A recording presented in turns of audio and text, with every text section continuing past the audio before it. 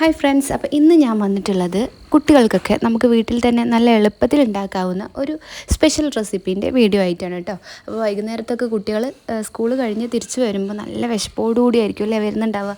അപ്പോൾ ആ സമയത്തൊക്കെ നമുക്ക് മക്കൾക്ക് കൊടുക്കാൻ പറ്റുന്ന ഒരു സ്നാക്ക് കൂടിയാണ് കേട്ടോ ഇത്. അപ്പോൾ അതിന് വേണ്ടിയിട്ട് ഞാനിവിടെ ആദ്യം തന്നെ ഒരു ക്ലീൻ ബൗള് എടുത്ത് വെച്ചിട്ടുണ്ട്. അതിലോട്ട് 3 മുട്ടയുടെ വെള്ള ഉടച്ചൊഴിക്കുക കേട്ടോ. അതായത് എഗ്ഗിൻ്റെ വൈറ്റ് പോർഷൻ മാത്രം മതി കേട്ടോ.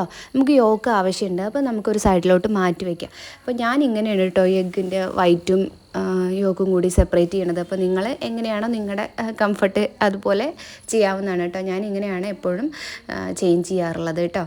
അപ്പോൾ ഞാനിവിടെ 3 എഗ്ഗിൻ്റെ വൈറ്റ് കൂടി എടുത്ത് വെച്ചിട്ടുണ്ട്. അപ്പോൾ അതിൻ്റെ യോക്ക് പോർഷൻ കളയരുതേ, അത് ഞാനവിടെ മാറ്റി വെച്ചിട്ടുണ്ട് കേട്ടോ. അപ്പോൾ ഇനി ഈ ഒരു വൈറ്റിലോട്ട് നമുക്ക് ആവശ്യത്തിനനുസരിച്ചിട്ട് വാനില എസൻസ് ഒഴിച്ചു കൊടുക്കുക കേട്ടോ. നിങ്ങൾക്ക് വാനില എസൻസിൻ്റെ സ്മെല്ല് ഇഷ്ടമല്ല എന്നുണ്ടെങ്കിൽ കാടം, അതായത്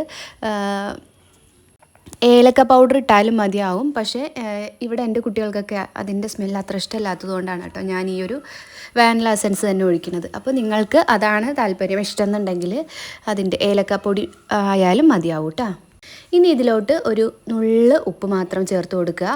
പിന്നീട് ഇതിനൊന്ന് നന്നായിട്ട് ബീറ്റ് ചെയ്തെടുക്കുക കേട്ടോ. ജസ്റ്റ് ഒന്ന് ഇതിനെല്ലാം കൂടി ഒന്ന് മിക്സ് ചെയ്തെടുക്കുക കേട്ടോ. ഇപ്പോൾ തന്നെ ഇതിനെ ഒരുപാടിട്ട് ബീറ്റ് ചെയ്ത് എടുക്കേണ്ട ആവശ്യമില്ല കേട്ടോ. ജസ്റ്റ് ഇതിനൊന്ന് മിക്സ് ചെയ്തെടുത്താൽ മാത്രം മതിയാവും കേട്ടോ. ഇനി നമുക്കിതിലോട്ട് പഞ്ചസാര, അതായത് ഷുഗർ കൂടി ആഡ് ചെയ്യേണ്ടതായിട്ടുണ്ട്.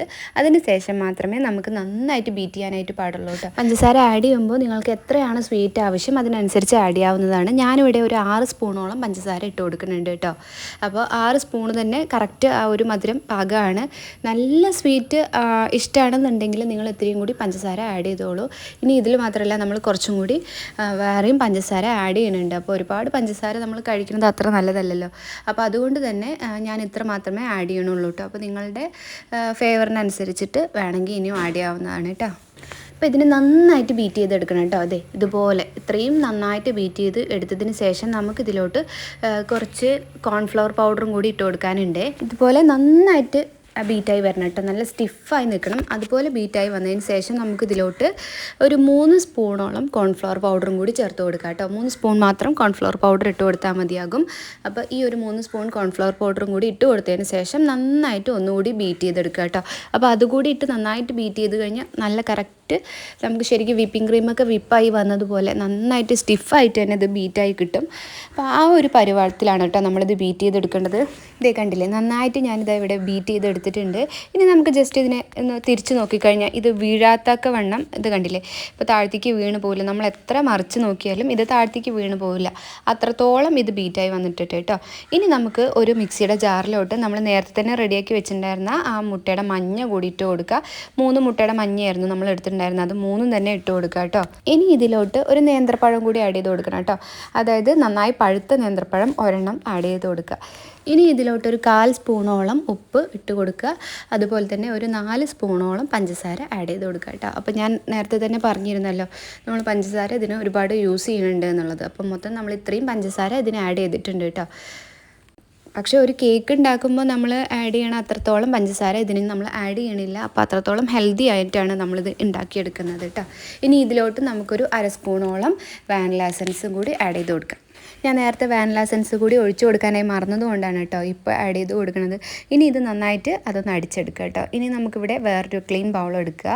അതിലോട്ട് നമ്മൾ ഈ അടിച്ചു വെച്ചിട്ടുള്ള ഈ ഒരു മിക്സ് ഒഴിച്ചു കൊടുക്കുക. അതിനുശേഷം നമുക്കിതിലോട്ട് 1 കപ്പ് അരിപ്പൊടി കൂടി ചേർത്ത് കൊടുക്കുക കേട്ടോ. ഇത് നൈസ് പത്തിരീൻ്റെ പൊടിയല്ല കേട്ടോ, നമ്മളിവിടെ പച്ചരി വാങ്ങിച്ച് പൊടിച്ചിട്ടുണ്ടായിരുന്നതാണ്. നന്നായിട്ട് പൊടിഞ്ഞിട്ടില്ല കേട്ടോ. ആ ഒരു പത്തിരിപ്പൊടിയാണ് ഇതിൽ ചേർത്ത് കൊടുക്കുന്നത്. നന്നായി പൊടിഞ്ഞ പത്തിരിപ്പൊടിയാണെങ്കിലും കുഴപ്പമില്ല.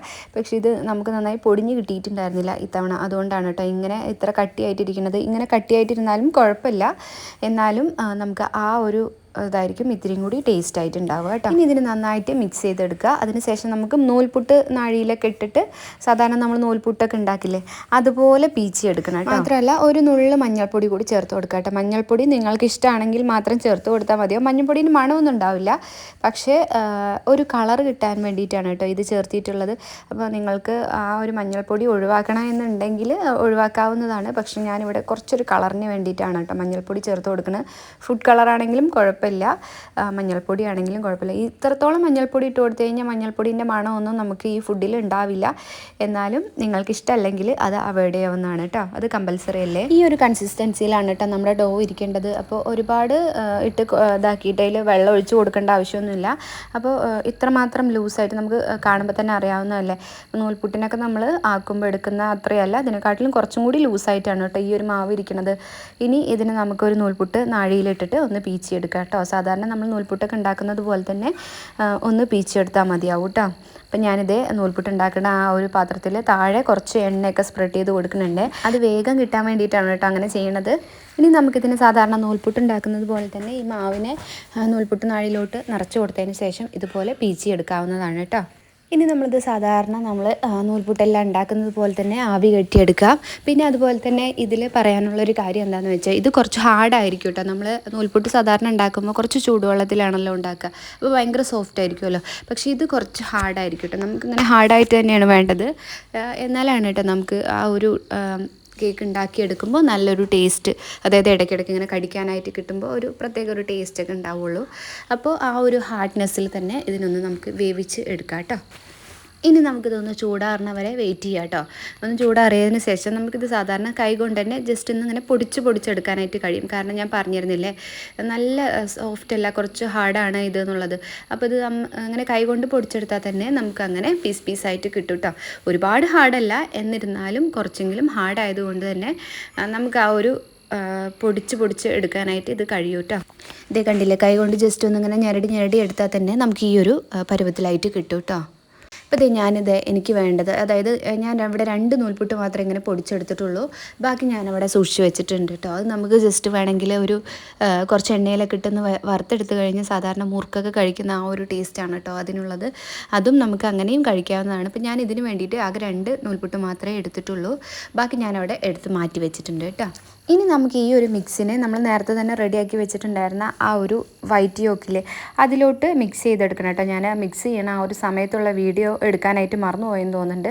അപ്പോൾ ജസ്റ്റ് നമ്മൾ ഒരുപാടിട്ട് ഫോൾഡ് ചെയ്യരുത് കേട്ടോ. ആ മുട്ടയുടെ ആ ഒരു വെള്ളയൊക്കെ ഒരുപാട് ഉടഞ്ഞു പോയി കഴിഞ്ഞാൽ അത് പൊന്തി വരാനായിട്ടൊക്കെ ഭയങ്കര പാടായിരിക്കും കേട്ടോ. നമ്മളിതിലോട്ട് വേറെ ബേക്കിംഗ് സോഡയോ അങ്ങനെയുള്ളതൊന്നും ആഡ് ചെയ്യാത്തത് കൊണ്ട് തന്നെ ആകെ ഈ ഒരു മുട്ടയുടെ വെള്ള കൊണ്ട് മാത്രം ഇത് പൊന്തി വരണം കേട്ടോ. ഒരുപാട് പൊന്തി വരില്ല, എന്നാലും കുറച്ച് പൊന്തി വരും കേട്ടോ. അപ്പോൾ അതുപോലെ തന്നെ നമ്മൾ ശ്രദ്ധിക്കേണ്ട ഒരു കാര്യം എന്താണെന്ന് വെച്ചാൽ നമ്മൾ കേക്കിനൊക്കെ നമ്മൾ ആദ്യം തന്നെ റെഡിയാക്കി വെക്കില്ലേ ട്രേ, അതുപോലെ ഒരു ബട്ടർ പേപ്പറൊക്കെ താഴെ വെച്ചിട്ട് വേണം ഇതൊന്ന് റെഡിയാക്കി എടുക്കാൻ കേട്ടോ. ഇതിന് അധിക സമയമൊന്നും നമുക്ക് ബേക്ക് ചെയ്ത് എടുക്കേണ്ട ആവശ്യമില്ല.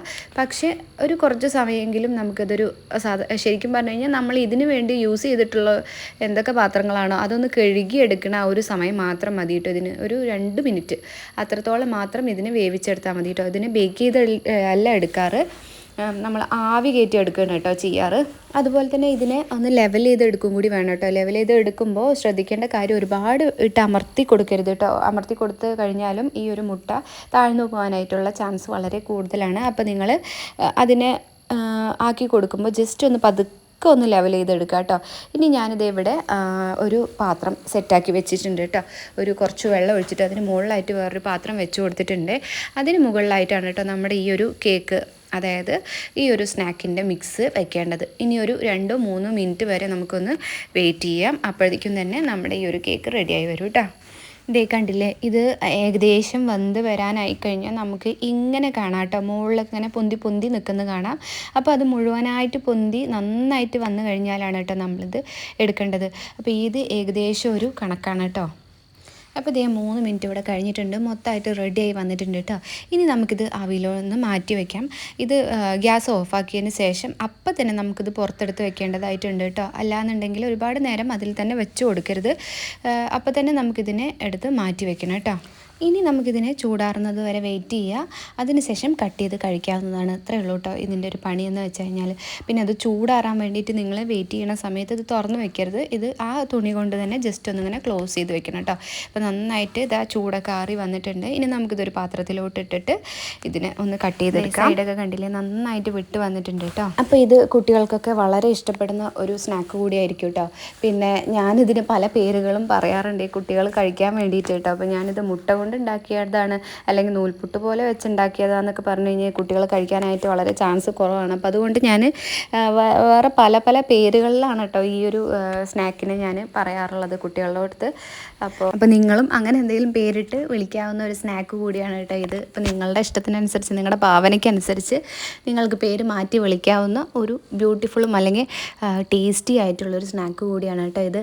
അപ്പോൾ ഇത്രയും നേരം എൻ്റെ വീഡിയോ കണ്ട എല്ലാവർക്കും ഒരുപാട് താങ്ക്സ്. അപ്പോൾ ഇനിയും ഇതുപോലെയുള്ള വീഡിയോസ് നിങ്ങൾക്ക് ഇഷ്ടമാണെങ്കിൽ ലൈക്ക് ചെയ്യുക, ഷെയർ ചെയ്യുക, സബ്സ്ക്രൈബ് ചെയ്യുക. താങ്ക്